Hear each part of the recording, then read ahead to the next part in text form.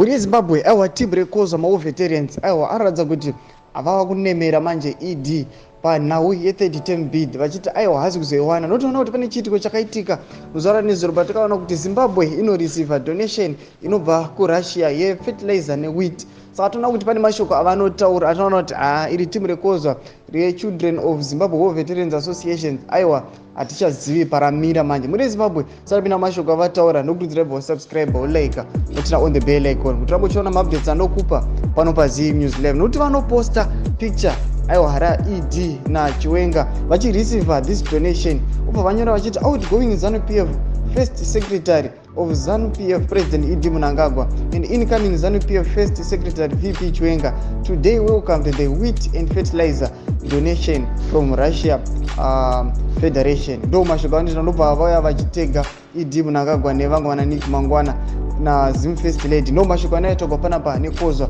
vachiti aiwa ED Mnangagwa ari kureceiva the donation but is the outgoing. Muri Zimbabwe ngotiudze kuti vanhu vekozwa ava vari kumbotembei vakabotsika pai. Ngotiudze munoti kudii pamusoro pemashoko aya pina mucomment section medu musava no subscribe like and turn on the bell icon. Tamuchira maupdates anokupa pano paZim News Live.